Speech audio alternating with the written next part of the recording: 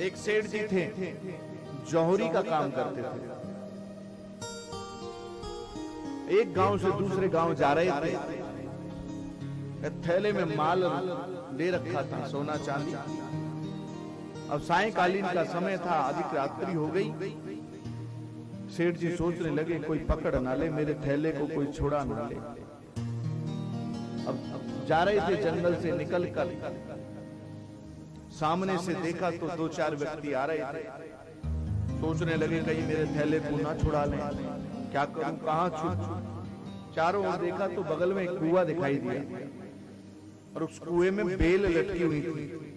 तो बेलों को पकड़कर सेठ जी कुएं में लटक गए। हाँ, सोचने लगे चले जाएंगे तो मैं निकल कर चला जाऊं। अब कुएं में पानी तो नहीं था, पर नीचे कोई बैठा हुआ था। हाँ, कौन बैठा हुआ था? काला सांप। जैसे सेठ जी ने नीचे नजर डाली, वो काला सांप घबरा गई। अब मुझे कौन बचाएगा? और ऊपर देखा तो जो बेल पकड़कर लटके थे, उस बेल को भी दो चूहे काट रहे हैं। हाँ, काले गोरे दो चूहे उस बेल को काट रहे हैं। अब तो और घबराने लगे। और ऊपर देखा तो उस वृक्ष के ऊपर मधुमक्खी का छत्ता था। मधुमक्खी थी, लेकिन उसमें से शहद टपक रहा था और शहद मुख में जाने लगा। शहद को पीने लगे सेठ जी तो सब कुछ भूल गए। बोली जय श्री कृष्ण।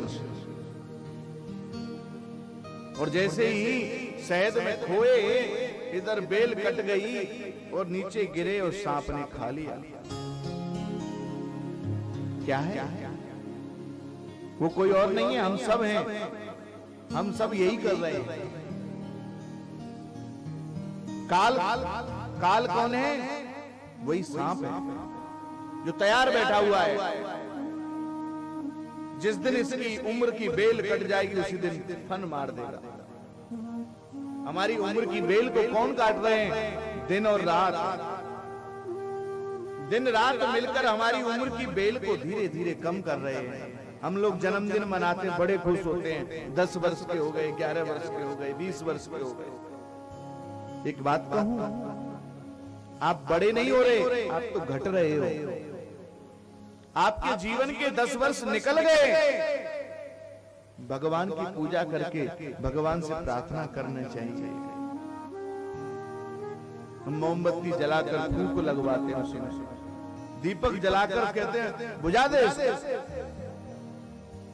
क्या है? सनातन धर्म की यह पद्धति नहीं है।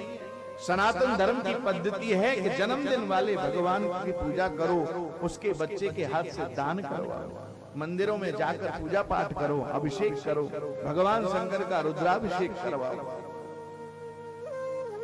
तब कल्याण होगा। वो मधुमक्खी का जो शहद था वो ये माया है, जिस माया के चक्कर में हम भूल जाते हैं कि हमारी उम्र कम हो रही है।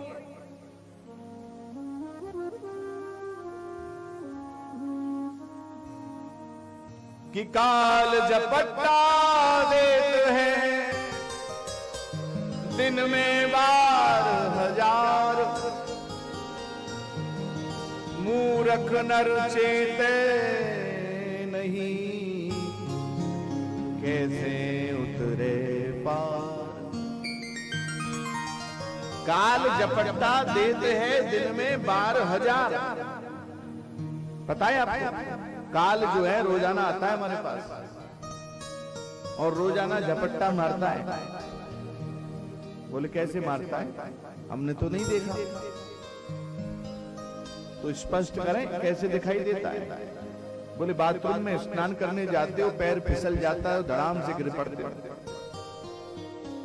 और अंदर से आवाज निकलती है, प्रभु आपकी कृपा थी तो बच गए, नहीं तो सिर फट जाता, सीढ़ियों से गिर जाते हैं, रास्ता निकल रहे हैं और आगे से गाड़ी आ जाती है। और कई कई बार तो आपने देखा होगा भयंकर एक्सीडेंट हो जाते हैं और बच जाते हैं हम लोग। वो क्या है? वो काल ही तो है। बड़ी बड़ी बीमारियों से हम जूझ रहे हैं और भगवान की कृपा से ही बचते हैं।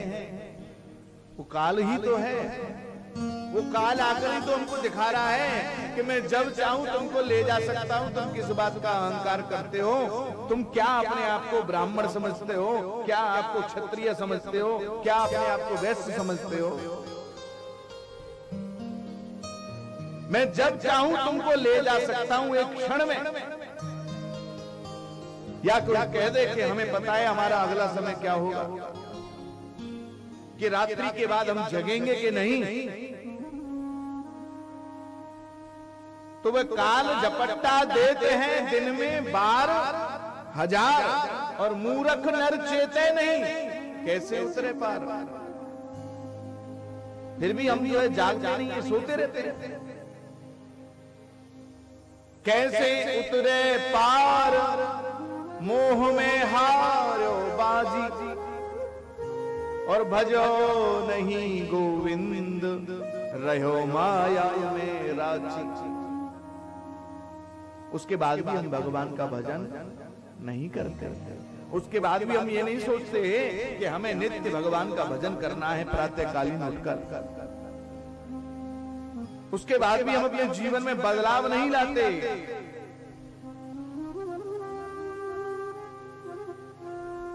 कि कह तो दीन दरवेश छोड़ दे कूट कपट्टा, और दिन में 12,000 देते हैं काल झपट्टा। मौत की भी घंटी बजती है, मौत भी एक घंटी बजाती है। पता है आपको सबसे पहली घंटी क्या बजती है? बाल सफेद होने लगते हैं। आजकल तो बच्चों के भी हो जाते हैं, लेकिन बाल सफेद होना मौत की घंटी है। भगवान कहते हैं भैया बड़ी जुल्फें उड़ाकर चलते थे, अब भगवान का भजन कर लो। लेकिन हम लोग काले करवा लेते हैं, पहले से भी अच्छे लगते हैं। और आजकल तो बिक भी बनी बनाई चलती है, बस सेट करा लो। बोली जय श्री कृष्ण।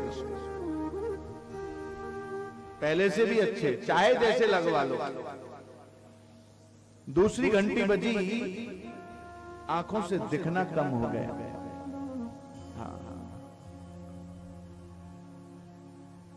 भगवान कहते भैया बहुत दुनिया देख ली, अब अपने अंदर देखो, भगवान का भजन कर लो। लेकिन हम लोग तो पहले से भी अच्छी व्यवस्था करवा लेते हैं, आंखों में फिट हो जाते हैं, चश्मे एक से एक सुंदर बनवाते हैं। नहीं करेंगे हम भगवान का भजन। एक भगत जी तो बोले भैया पंडित जी आप बार बार ऐसे कहते हो, आपको पता है ये कान इतने बड़े क्यों बनवाए? भगवान ने कान क्यों बनाए इतने बड़े? उन्हें पता था कि चश्मा लगेगा, और चश्मा के लिए स्टैंड तो चाहिए ना, नहीं तो सुनने के लिए तो अंदर छेद है जरा सा, बस उसी में सुनाई देता है। ये इतना बड़ा फाउंडेशन क्यों बनाया है? चश्मा के लिए स्टैंड तो बनाया है। मौत ने तीसरी घंटी बजाई। तीसरी घंटी क्या बजी? 32 बाहर आ गए। बोली जय श्री कृष्ण। हाँ, तीसरी घंटी बजी तो भी यह जीव नहीं मानता, पहले से भी अच्छे सेट बनवाता है और अंदर फिट करवा लेता है। भगवान तो कहते हैं भैया दूध दलिया खाओ और भगवान का भजन करो, खिचड़ी खाओ। बहुत चाट पट्टे किए तुमने, अब भगवान का भजन करो। लेकिन ये जीव नहीं मानता, तो चौथी घंटी क्या बजती है? बोले 3 जगह से कमर टेढ़ी हो गई। बोले जय श्री कृष्ण।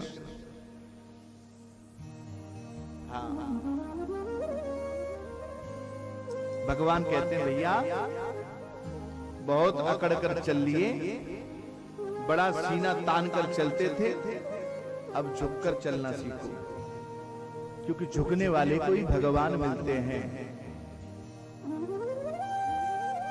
झुककर चलो, लेकिन हम नहीं चलते झुककर, हम जो है च्यवन प्रकाश खाते हैं, स्वर्ण भस्मी खाते हैं, काजू बादाम खाएंगे, कैसे बुढ़ापा आएगा हम आने ही नहीं देंगे। लेकिन भगवान कहते हैं बुढ़ापा तो आएगा चाहे तू कितने भी जोर लगा ले, उसे रोक नहीं सकते।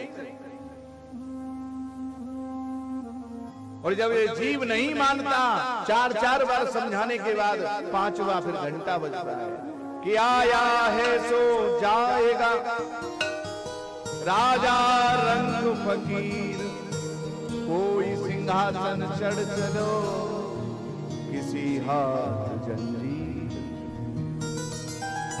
5वें में तुम्हें राधे राधे हो जाए, फिर तो ये होता है चलो भैया जल्दी ले चलो, बहुत देर हो गई। जिस देह से हम प्रेम करते हैं, जिस देह को हम बहुत प्रेम करते हैं, जीते जी मरने के बाद उसके साथ क्या करते हैं? बोले जल्दी ले चलो भैया, गर्मी पड़ रही, बहुत देर हो गई, अब तो लेके चलो। सारा संबंध खत्म हो जाता है।